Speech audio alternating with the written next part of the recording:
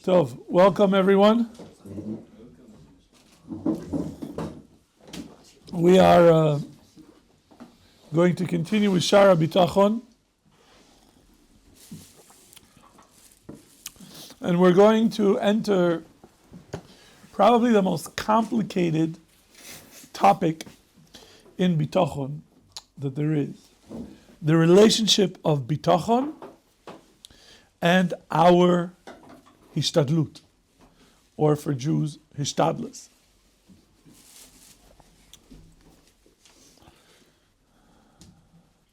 Jordan, good afternoon. How are you? Kol beseder? Tov. So here we go.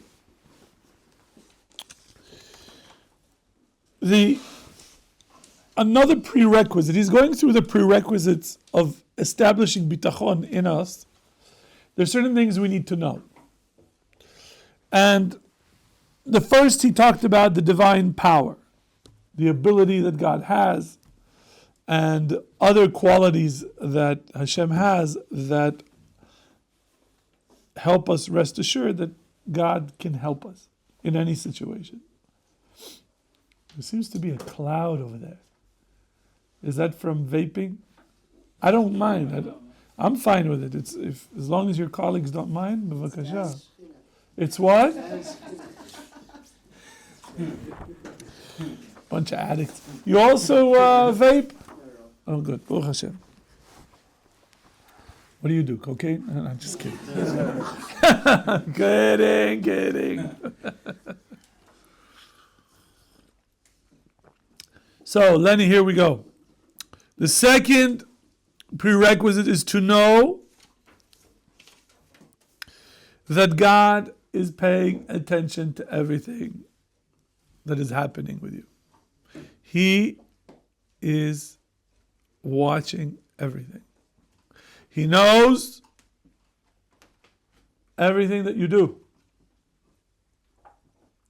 Everything. Even that girl from Haifa University. Yeah, that's what she said. She doesn't understand why. She said, I don't know why. That's not true.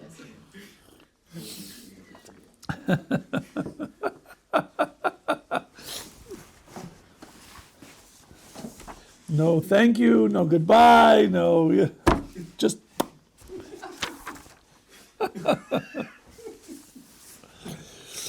Everything, nothing is hidden. Nothing is hidden. And you need to also know, as the pasuk says, Hashem yoidea machshavos adam ki hem ahavil. Hashem knows the thoughts of man, that they are havil. Vain, vanities, they are nothing. And so therefore, we have to know that we can trust the Kadosh Baruch Hu because He knows exactly what is happening with us in every situation. He knows. Number 3, you have to, as the number 3 prerequisite, you have to trust God alone. Because if you split your trust between two parties, you essentially trust neither of them. If you trust that your parents are going to help you, you trust that your college professor is going to get you that grant, you trust that your rabbi is going to help you find a shidduch, Yochanan.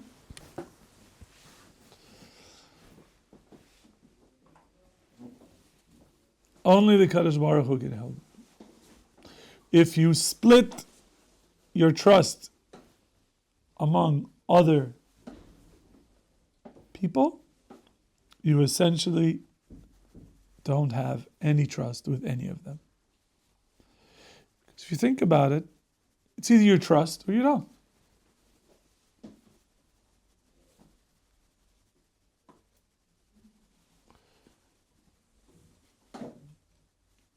It's a very deep idea. And so he says, you cannot trust any of the entities that were created. No angels, no rabbis. Trust only in HaKadosh Baruch Hu. Yes? Is it wrong to have trust in yourself and in your knowledge and skill set and have trust in Hashem, or it should be... Think about it. Think about that. In what sense are you trusting yourself? Give me a scenario. Let's try to work it out. I think of it, either a job... A job. So let's say you get a job. What do you want to do with your life? What do you do for a living? like to get into technology. Can you be a little bit more specific? Technology. I would like to be a battery. It's like, you want to be a computer programmer? Cybersecurity. I already feel secure. I think we got hacked. So, in a sense, you have to understand the ability, the chachma that you get in order to learn cybersecurity is coming from Hashem. The ability to succeed in life is one of the things that you have to remember every day, that Hashem is the one that gives you koach la'asot chayil, to succeed. I can't do what I do if I didn't have siyata dishmaya. I pray to Hashem every day that Hashem gives me siyata dishmaya, help, so I could learn Torah. And I pray even more to help me so that I'll be successful with teaching. So you could say, but Rabbi, talented, or whatever. What's wrong? So, it's not me. I'm sure on one level, okay, so Hashem gave me, let's say, a certain level of natural talent. But the acquisition of the information that is in here, that was all a Kadosh Baruch Hu. He placed me in situations where I learned, so some things I remember and some things I don't remember. But it turns out sometimes that I remember things that, like, why am I remembering this? And it turns out there was a reason for it. I'll never forget, there was a case where there was a guy who asked me a question. And I knew the answer because I had a seminar at NYU on Ismaili texts from the 12th century. Like Ismaili is a branch of Shia Islam. And we were studying Ismaili texts. I don't know why, but that's what the professor wanted, and I took the class. And I remember what the question, but I knew, I was like, wait a minute. That's kind of like those texts. And I answered him, and I realized, like, the whole reason I took that is to prepare me to help this Jew with a shayla that he had in Emunah in Hashem. So that's not me, that's Hashem. When you trust yourself, you fall into the trap of maybe becoming arrogant. You should have self-confidence. That's for sure. We don't want, people who are no self-confidence, no self-esteem. Chas v'shalom. Chas v'shalom. But we also have humility to understand that all the success that we have in life is the Kadosh Baruch Hu. Yes, Andrew. When you say trust, the only one you should trust is Hashem. All I can picture is like someone, maybe a malnourished yeshiva student in a tiny little hidey hole with a cave with a knife. Like, I don't trust anyone. They're not trusting. Okay. I don't know that they're.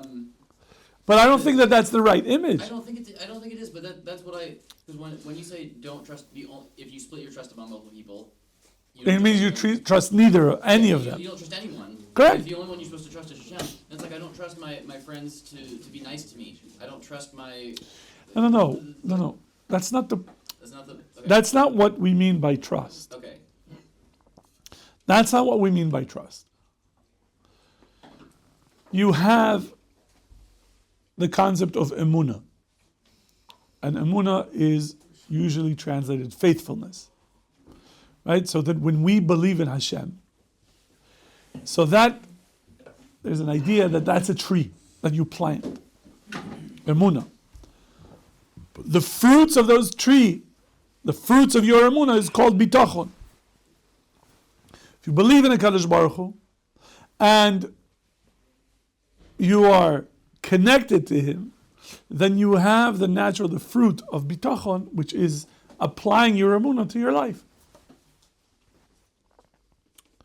So, of course, I trust my wife not to kill me at night, right? It's a level of trust. But it's not in the same way that, I trust the Kadosh Baruch Hu that whatever He does for me is the best. It's not even in the ballpark. So that when you have a relationship with your roommate, you know that your roommate's not going to steal from you. But that's not, sorry. It's like, well, okay. Who's your roommate? That's not for me. It's for a friend. Okay. Who's your roommate, just in case?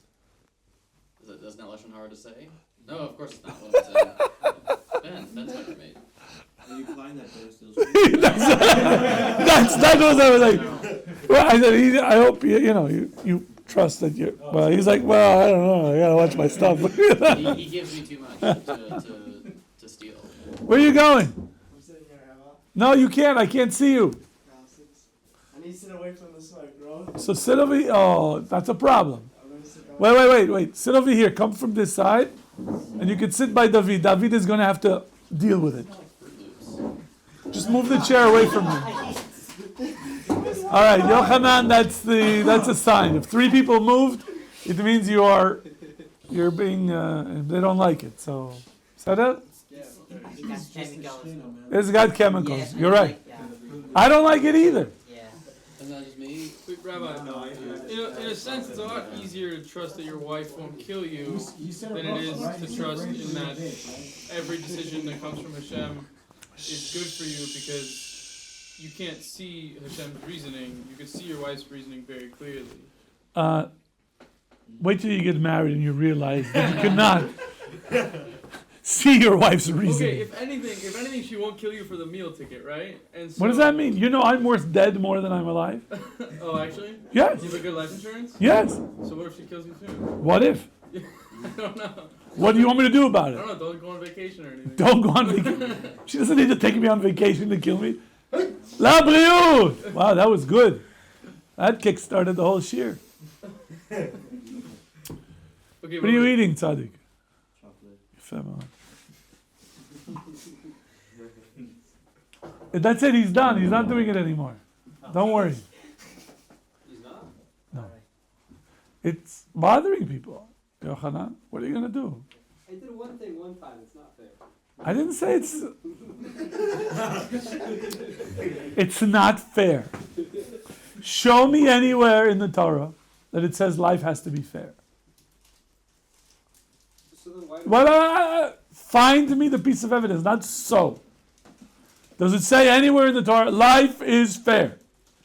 But based on that logic, why do I have to, why can't I smoke around them? I mean, it's not fair. Well, you want... Someone's going to do smoke around you. You will, it's fun. Wait a second. So first of all, you claim that life isn't fair because you're not allowed to smoke. Then you flip the reasoning to the opposite side. So since it's not fair, I'm going to stick it to him. I'm going to show them that life isn't fair. Wow. What are we going to do with this? So my friend, we have something called V'ahavta l'reacha kamocha. Right?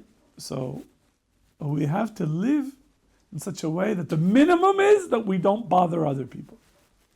That's the minimum. I'm not talking about that. That is like the gold standard. The gold standard is that you're doing things that they want, that they like. But you are saying, wait a minute, they should, since I like smoking, they have a mitzvah of loving me, they should let me smoke. I know, that's where you're going to go next. Well, where's my v'ahavta for me? But there is sort of what is called a standard. And the standard is that in closed areas, you don't puff and huff. The geek bar. What? The geek bar.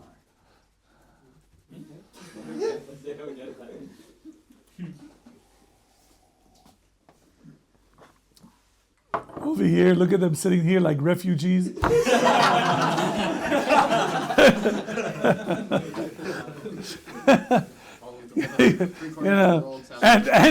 And their host, their new host, is like, I want to re-emigrate them. They're taking my jobs. Okay, so back to Andrew. When you have an expectation of others to act civilly, that's not what we're talking about in terms of trusting Hashem. Right? So there is a certain expectation of behavior from people. Now, culturally it changes. So for example, in America, there is culturally accepted concept of personal space. In Israel, no such thing. In America, if somebody bumps you, we'll say, I'm sorry, or excuse me. In Israel, it's no problem. Do you guys want to hold hands? No, it was It's like, I didn't understand. All I saw was, and he moved his hand away. So I was like, okay. So there are certain expectations. Do we put them under the concept of trust? I can hear when I think about this, I could see why you would think that way. Yes. But I don't think that that's really the meaning of the term. When we say that we trust Hashem. Because what we're doing is we're saying Hashem's decisions and actions with regard to me is going to be for my benefit. Short term, long term, depends on what we're talking about. And that's what we're talking about. And so he's saying that if you trust Hashem, so let's say some people, get sick. And when people get sick, sometimes they go to, what do you call them? Physicians, right?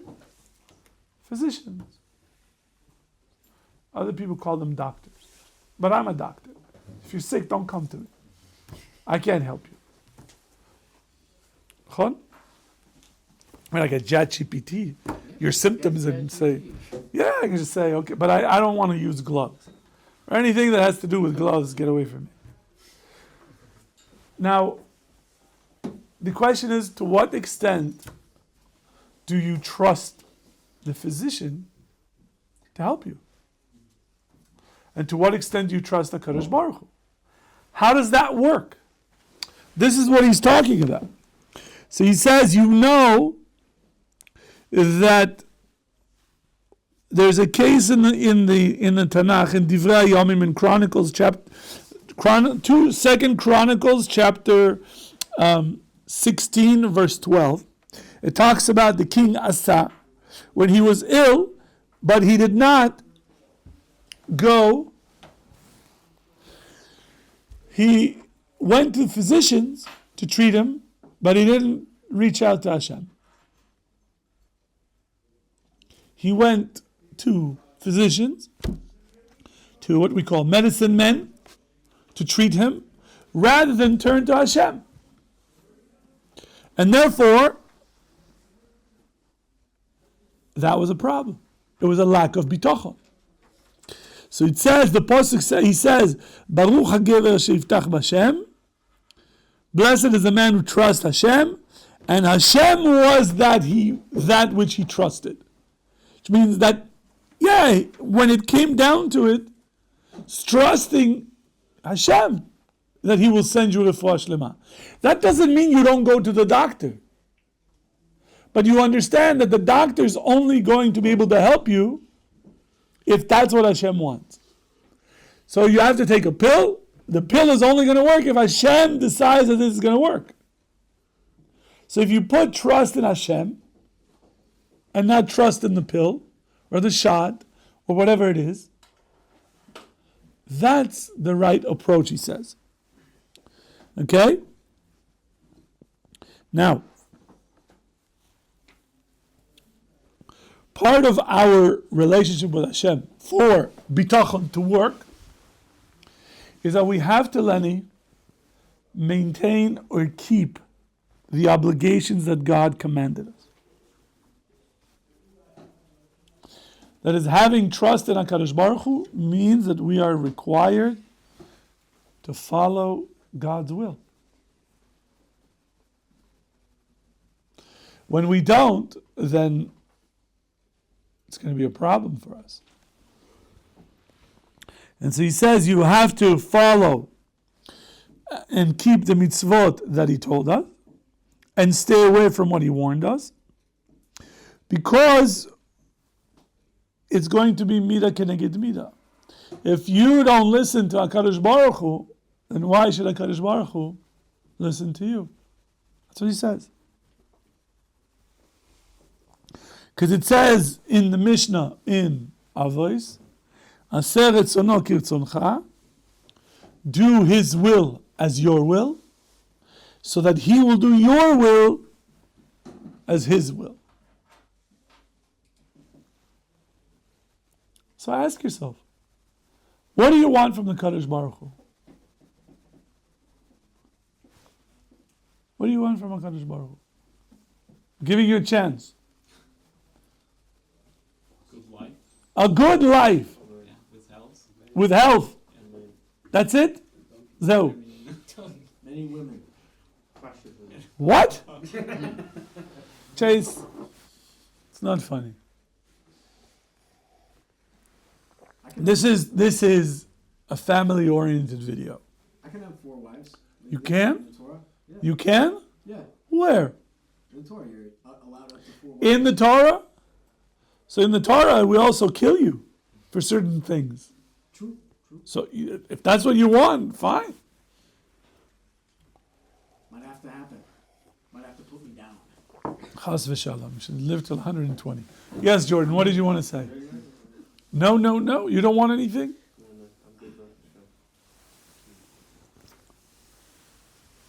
Whatever you want from the Kadosh Baruch Hu, says Rabbi Nubachi, he says it. If you want him to do for you what you trust him to do, it means you have to do his will. You have to follow what God told you. That's part of trusting. I want to be a billionaire, right? Okay. So then you say, well, the only way to become a billionaire is if I buy bitcoins. Well, a little too late, my friend. But let's say on the tzad that you could. That might not help. But there's one guarantee. The only way that if it would work, is if you follow the will of Hashem. Why are you late with that kind of haircut? Wow.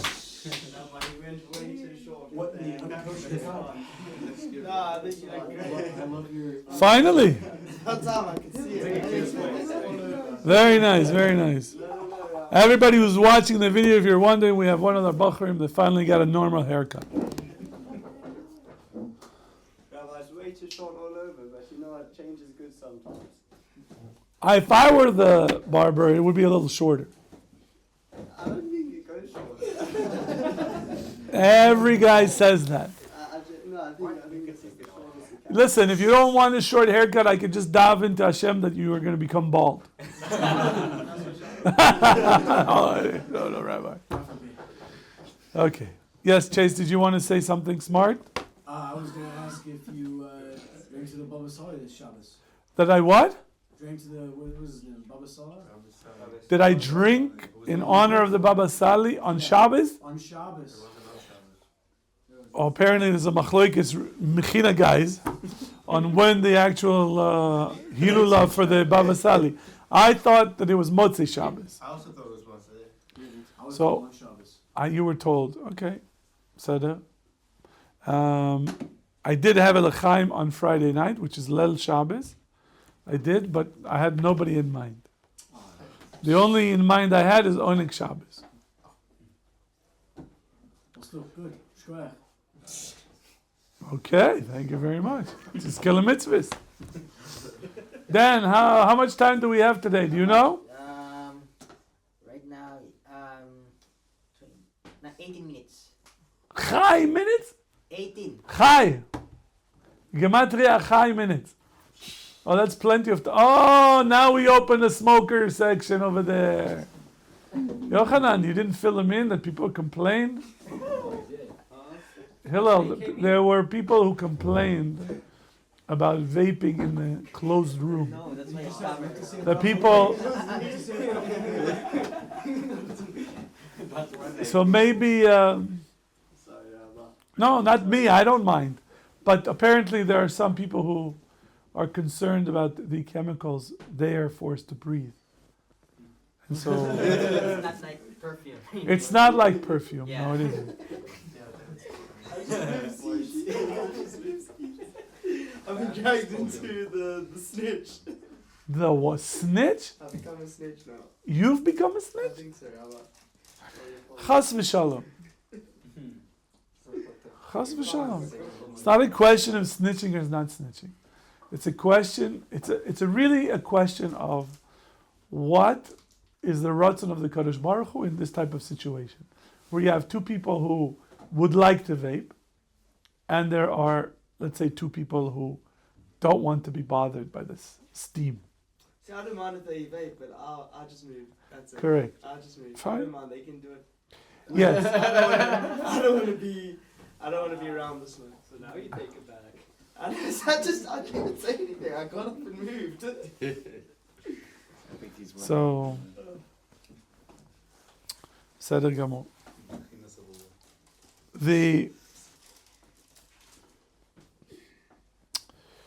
If you trust, as he says, if you trust Kadosh Baruch Hu, the requirement is to fulfill His will in this world. That's the relationship. Because it says, Betach B'Shem v'aseh tov, trust God, do good, shchon eretz v'rei emunah. It's a pasuk in Tehillim, Lamed Zayin, 37. And he says, but if you trust God, but yet you rebel against Him, then he says, you're a fool. You're a fool. Because imagine if that relationship was between two people. For example, Avi, you trust Yuda Cab, right? But you don't do what he asks you to do. He's not here today, so let's say he asks you, please record this or save me lunch, whatever it is, and you blow him off. How long do you think you can trust him without this comes into some sort of a clash? It makes sense that there's going to be a problem. And so, if you don't trust Hashem, or if you don't follow what Hashem is asking you, how can you ask Hashem to fulfill what you want from Him?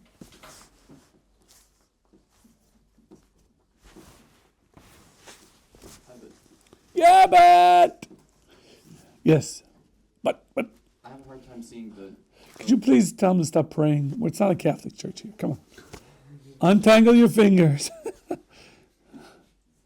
have a hard time seeing the growth aspect in that because it sounds to me like what you're saying is that we have to trust Hashem and do fully exactly what He says, but then that doesn't. I'm doing closer to what He says today than I did yesterday, and I'm going to do closer to what He says tomorrow than I do today. Good. But I'm not doing everything that He says today. I'm not doing everything He says tomorrow. But that's Good. That's But if you're doing it consciously, that knowing that He wants you to, there's one thing if you don't know what He wants. yeah.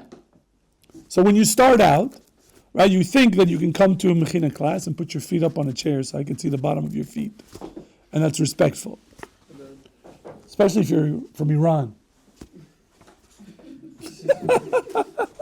Sorry about that. There's certain things you don't know. So if you don't know, HaKadosh Baruch Hu says you're potter. Don't worry about it. But once you start, if you know something and you're capable of doing it, then that affects the relationship. Again, does the HaKadosh Baruch Hu expect you to be in the same madrega as me? No. Because He gave you different kalim than He gave me. And so each person is judged within his realm. And within where you are, where you could be, where you should be, compared to the bitachon, that's how it's established. Should I have guilt that I'm not able to? Guilt is not helpful. Yeah, but Guilt is not helpful. The point is to use whatever feeling that you have as a motivator to become better. That's all. That's what I want. What Hashem wants you. He wants you to move closer to Him. He wants you to improve, become better, perfected, closer. That's what He's looking for. He knows you're not an angel.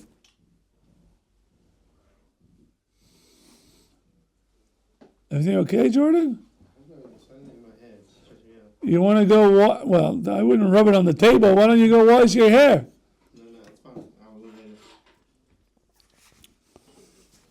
Take him with you. Isn't he your shower buddy? No, it's him. First of all, you're never out. It's like, no, I'm the shower buddy. You never admit that. You don't want to get it wrong. So that's how I would answer you, Andrew. Look, Kadosh Baruch Hu is not coming with the mindset, with the approach to trip us. Because then who can survive in this world? We all are on one level or another, we sin.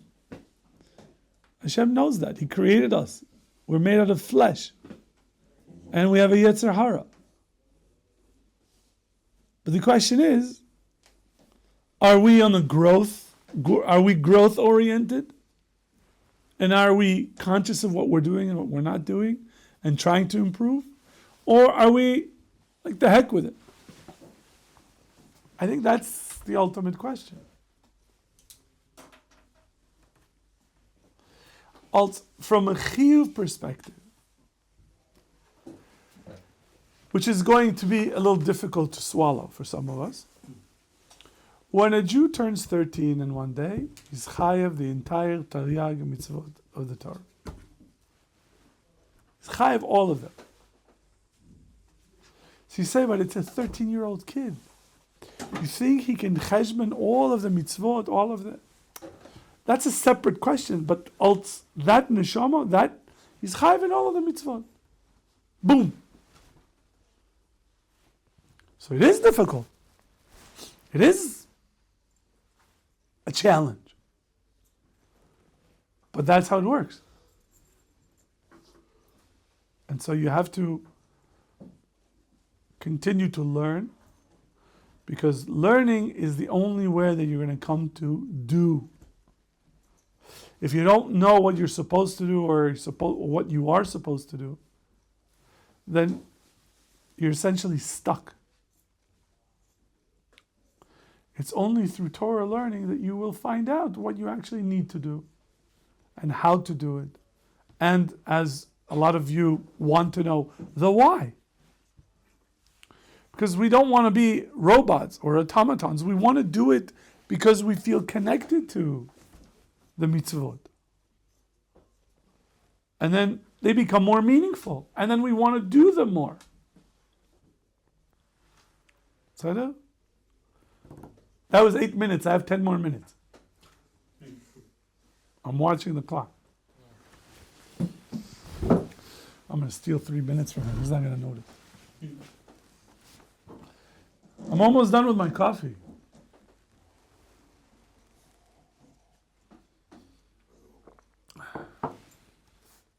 Yuck. There's no milk. I lodged a complaint with the coffee station folks. They are trying to wiggle out of the complaint. And then some guy brought milk, like a jug of milk. Can I have some? No. It's okay. What? What's wrong? I was talking about you. Listen, I need comic relief for the Musar. That's the only way it's going to work. If we're going to learn Musar, just like straight, people are going to lay on the ground and cry and complain, and I'll be talking to the camera. Nobody will be here. But when humor is used, then it lets your guard down. But it penetrates. Little Musar gets in there.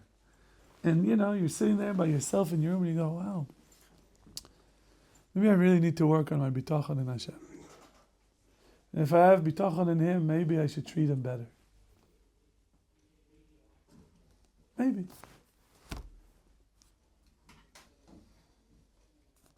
Tov. Let's go. So, he says, a person who violated the laws that Hashem established for us and promised us that if you listen to me, I'm going to reward you.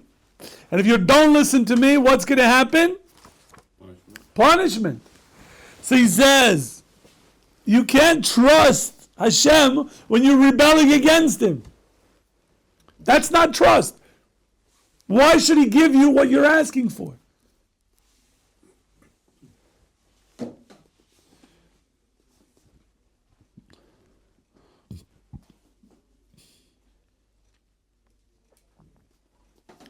So he says, he brings a pasuk. We have a Tanakh here. Can we have an English one? The big fat one. The green. Wow, that was quick. Thank you, sir. Wow, that's serious. So,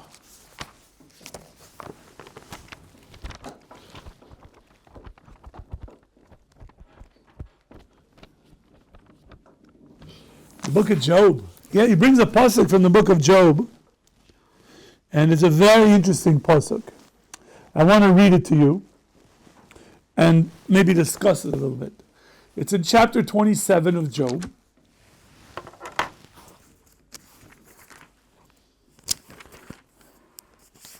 And it's verse 8 and 9.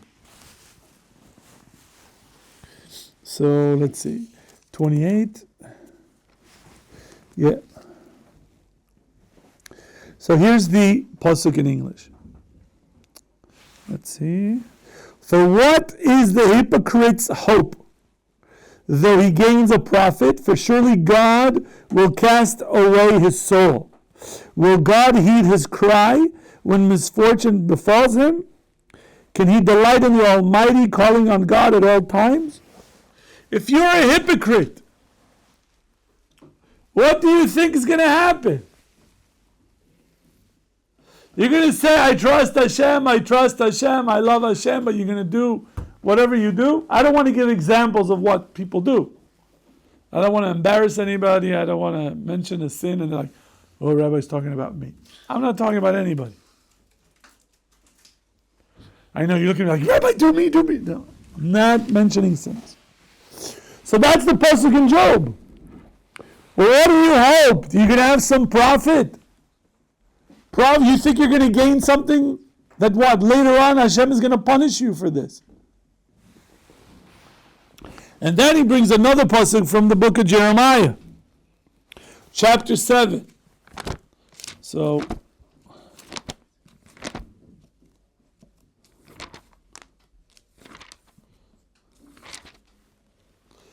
Jeremiah chapter 7, gentlemen. And verse 9 through 11. Yes. Listen to what it says.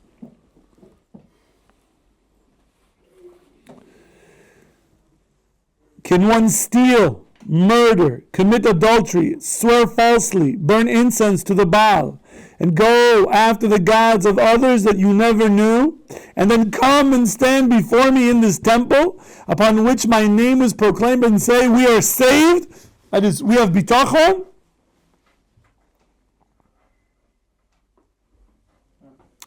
He says, in order to continue committing all these abominations, has this temple upon which my name is proclaimed become a cave of criminals in your eyes? That's what Hashem says. Wait a second. You think you can do whatever you want and then come back and say, Hashem, please.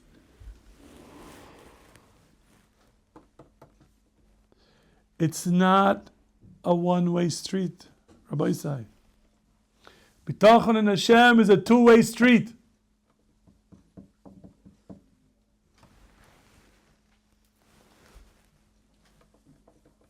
You guys are awfully silent and, looking a little damper. Right?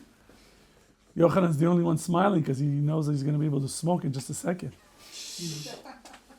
Can I say bracha though? Pray for it. Said it's a two-way street. So what's the street for Hashem's bitachon us? I'm sorry? What's Hashem's street of bitachon for us? He's telling you, you do what I ask you, and don't do what I am telling you not to do. Then I will take care of you. And for us to say, take care of us, even though we don't do what you want, and we know that what you want us to do, but we won't do it, and yet we still expect you to save us.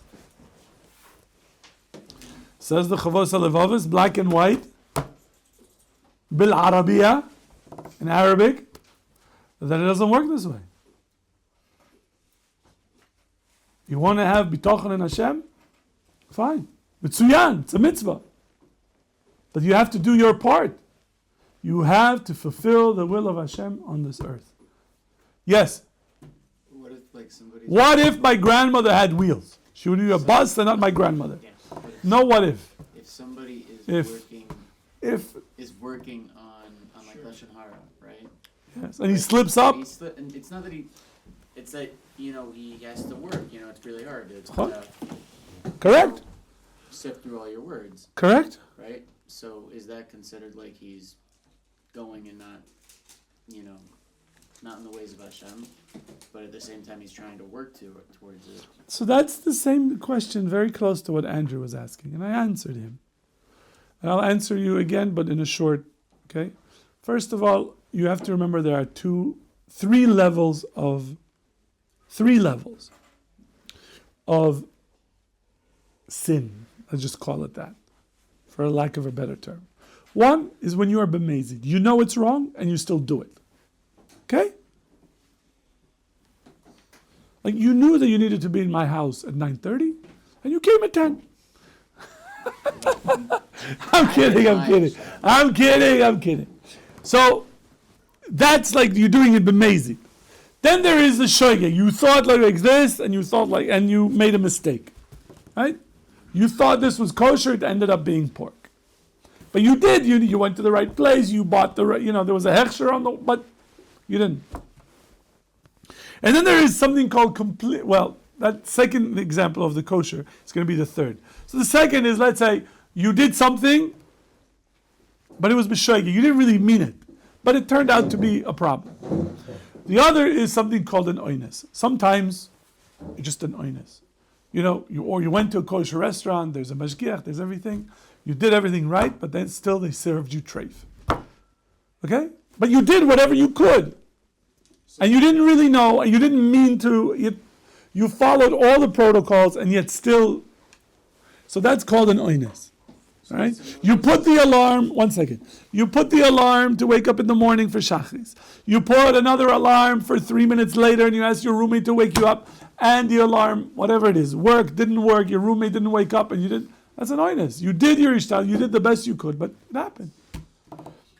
So you have to look at, when we slip up, what of these categories there are. And if it's an oines, Rachmana Patre, Hashem says, okay, I forgive you, don't worry. We'll stop here before I get yelled at, and Lenny can ask his question after class.